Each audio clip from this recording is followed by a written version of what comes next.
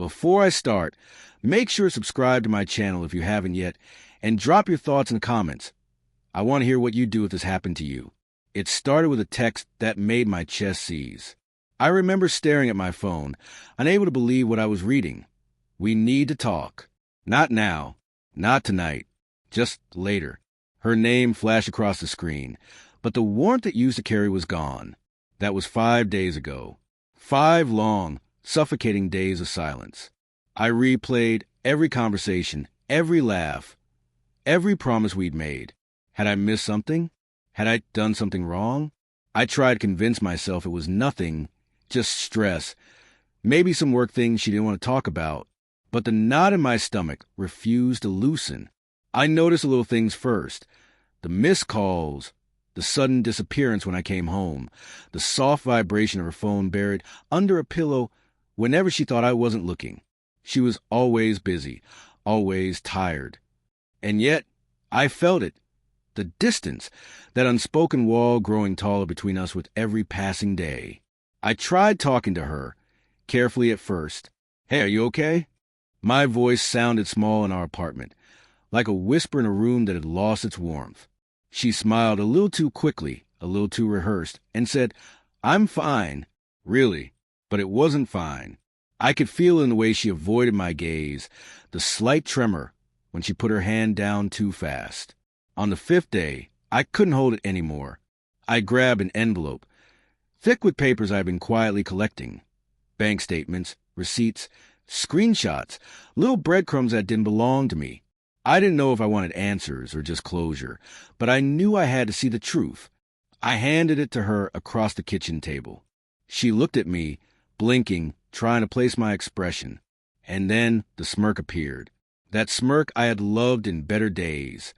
The one that used to make me laugh even when I was in a bad mood. But this time it faltered. Her eyes widened slightly, and for the first time in 5 days, she looked genuinely afraid. What is this?" Her voice shook. I kept it calm, though inside I was shaking. "Everything. I've tried to ignore the signs, but I can't anymore. I need the truth." Her hands hovered over the envelope, like it might burn her. And then, slowly, reluctantly, she admitted it. She had been seeing him. A colleague. Someone she claimed was just a friend at first. The texts, the late-night messages, the sudden excuses, it was all him. She said it started innocently. Just coffee, just conversations. But I saw it all laid out, clear as daylight in the papers I held. I felt my world tilt, the floor beneath me giving way. I wanted to scream, to cry, to beg her to explain, but I also felt a strange clarity, a cold truth settling over me. Everything I thought we shared, the late-night talks, the laughter, the way she used to trace my hand with her finger, it had been real to me, yes, but had been diluted for her, broken into pieces I didn't recognize anymore. I asked her why. She cried, said she didn't mean to hurt me, that it wasn't about me, that she just needed something I couldn't give her. I listened numbly. Her words were sharp-edged and soft at the same time, cutting me while trying to explain her own pain.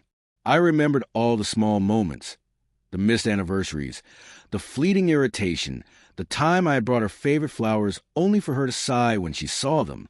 Those memories, once sweet, now stung with betrayal.